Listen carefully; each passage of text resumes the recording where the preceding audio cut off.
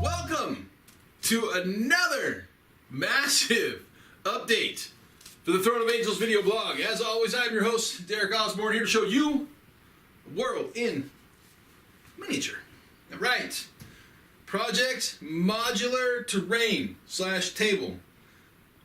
Where are we at? Well, this is where we're at. We've got our standard 2x2 for 6, 2 inches tall, and 2x2 for 2, 3 inches tall. All right, standard. I don't know if we call it standard because this is an out-of-the-box project, and quite honestly, I know what some of you are saying. Damn, Oz, it's taking you forever. Oh, you're right, because it's a lot more work than I was thinking it was going to be. Because, well, one, I'm picky, and two, it's scaled up from, you know, normally what you do in a 28mm setting. You make some terrain or you paint some figures, right? Painting this is a lot different than painting one of these, right? Even one of these. So as you can see, I've got a lot of stuff here in front of us. Now, the Army Painter, as always, great friends of ours, have provided quite a bit of stuff for this. Here's just a sampling of what we got. We've got a ton of paint, right? All the paint provided by Army Painter, and then it was primed with Badger Stynylrens black primer using my Patriot 105. So we primed the entire board with a Patriot. Use a Stynylrens primer because it is the greatest primer on the planet, bar none. There's no questioning it. You just can't argue with that simple fact, especially for something large like this. The dungeon tiles. Well, I've got everything attached, right? It took quite some time to get it all worked out, squared up, and attached. Because I am like super crazy, I did a lot of filing, right? Mainly because I wanted everything kind of squared up and to fit in right. We'll take a look at those in detail here in a minute. On the paint side of things, I have shown you what we're going to do. I've got paint to do all 6 of these boards. For the dungeon tiles, I'm going to do them a little bit differently. We're going to do a couple of outside of this color scheme in here. Now again, we'll take a look at those really quick in a minute. I've got some turf, I've got some tufts, paintbrushes. Paintbrushes supplied by the Army Painter, those guys stepped up. I've got multiple paints here. We've got the ultramarine blue, we have the crystal blue, we've got our matte white and our matte black for obvious reasons. Alien purple, what are you doing, man? I'll show you. Dragon red, we've got toxic shaders and crusted soar. This is probably my favorite red on the market right now, period, is the Zombicide crusted soar. It is an absolutely phenomenal red paint. I love it to death. The toxic shader from Zombicide is a purple-ish shader, which will add a little depth to what we're doing here, right? We're working in reds and blues, purple, bringing it all together. So we've got our paint, we've got our terrain and our flock. We're moving into those stages with this next. But I'm going to put the table together after we look at the dungeon side of this project, and we will see what it looks like all assembled.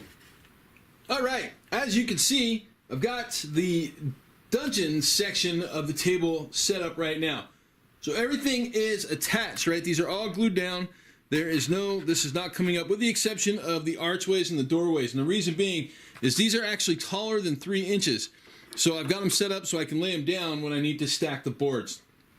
And that way I don't put any undue pressure on the resin pieces. On top of that, I don't damage the bottom of the other boards, etc., etc. But they are all attached. Now, if you guys remember me talking back, this is the laboratory side. The laboratory side still needs to have the top filled and spackle done before I actually put primer paint on it. But let's step over and take a look at the graveyard side really quick, and I'll show you what I'm talking about.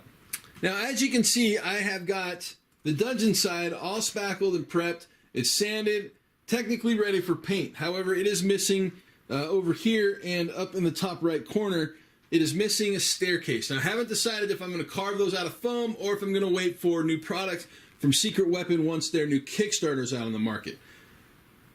Pretty excited to see some of those products. We'll probably do a review when they hit and take a look at that stuff in depth. Now, again, if you guys want to take a look at this, I'll go ahead and link the review for the basic set in the comment section below. So again, everything here is glued down with the exception of the archways and the doorways, right? Those were laced out so I can lay them down. And the sarcophagi. Well, I need to pan up for that one. There we go.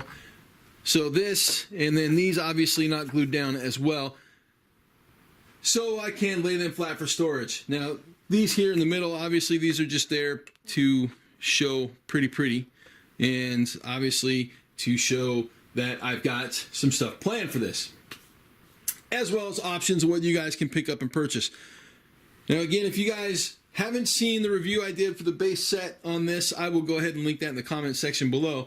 But as it stands, we are pretty close to getting ready to spray this with primer and then actually start working on painting it. Now let's take a look at the 4x6 table proper, and we'll see where we're at with that bad boy. Alright, long shot down the table.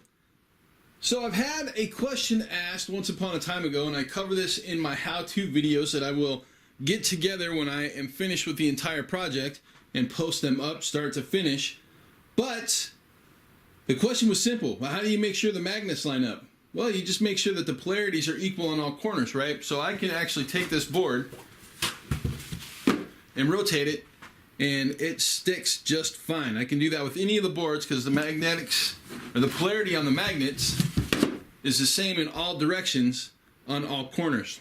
Makes no difference which board I take and move. I can put any board effectively anywhere I want to. So that covers the magnet side of things. Let's take a look at the board and kind of how it's going to come together in regards to terrain and, you know, flocking and all that type of stuff. You guys can see that I have basically a 2-inch line on each one of the boards, and I talk about this in my videos on assembly, but that becomes a 4-inch line that goes basically through all the boards. Now what I'll do is I'll use that 4-inch line as a rough area to keep the boards from needing exact matchups in the corners, right? So I don't have to have the roads centered here and here. I can have the road coming in this direction and it kind of fades into this 2-inch safety zone, and I can have a road coming up that's fading into this 2-inch safety zone, and they'll look close. They don't have to be perfect. They don't have to be spot on. You can actually see it with these two boards and how it kind of lays out when they are together in a specific manner, because I have the boards. I've got to turn this one here. I've got a roadway that's laid out that goes basically from here. You can see that it's an indentation, and it may be tough to see on the video, but there's this indentation. I'm going to build a bridge, a collapse bridge for this crevice, but this indented road goes along and it stops right here, but then it picks up right here again. And again, the end is here and the end is here. They're not perfectly aligned, and they don't need to be perfectly aligned because of that 2-inch safety zone on each one of these board tiles. So let's take a look at the long end of the board really quick. All right, on this end of the table we have our runic circle. Now, as you can see, the circle doesn't line up, and the reason it doesn't line up is because I have the boards set up in a manner to which proves that they will all work, or that everything works kind of succinctly, and it doesn't matter how you put them together, you can still get things to look correct. Now, I'll cut really quick and take a look at how it should be, but this is just to show you guys that this table system setup truly is modular. Now here's how that setup is truly supposed to look. Basically, I've got horns, the top of the head, the left side of the face of the demon, the right side of the face of the demon, and all the circles basically match, and they kind of go together, so to speak. Now, this will be weathered heavily. Obviously, it'll look like it's overgrown and nature's taken over once I get everything set up and finished. I'll put a couple of models down just so you can kind of get a scale. As always, we use our favorites, the Nephilim Soldier and the Grey Knight in Terminator armor. That's the size of what we got going on here. Again, these are 2 foot by 2 foot squares, so we're looking at roughly a 4x4 board here. And we have, again, the modularity, which means I can put these tiles in any position and set them up any way that I like for countless number of, well, I don't want to say endless variety, but, you know, I mean, a good deal of variety. The boards won't always be the same. We've got textures in some places, roads and overgrown roads in others. We've got pathways that are kind of pushed and indented and carved in. We've got some plains areas. We've got some badlands areas. We've got that big crevice down there on the other side. So we've got a lot of options in what we do with this board. Now this is a 4x6. What I will end up doing is I'll go probably to Home Depot or to Lowe's and pick myself up a 4x6 sheet of decent plywood, right? I'll get probably an 11/16 or maybe even a 3/4 inch piece of plywood, light enough that I can move it around without any issues or any problems. I can put it behind one of my bookshelves and it's not in the way. Then I can pull it out and I'll use it as a solid base for this system, right? As it stands, I've got this on a 2 foot by 4.5 foot table, so there's quite a bit of space underneath it. There's a little bit of flex. You know, the magnets are good. So this is me pushing down. I'm not pushing down really hard, but I'm pushing down on the left side of the left corner. And you can see that the magnets do a decent job of holding them together, even on the table that roughly only has, well, I'd say 3/4 of each one of these supported. So I want to get a 4x6, or I'm not going to say I want to. I will get a 4x6 to use as a base. We'll also use it as a base for the Secret Weapon Table, which I'll show you in an upcoming episode. So this is where I'm at with Project Modular Table section of the Project Modular Terrain. Hopefully we'll get a little bit more done in the next month or so, and we'll actually get a better update in regards to some paint work and some flocking.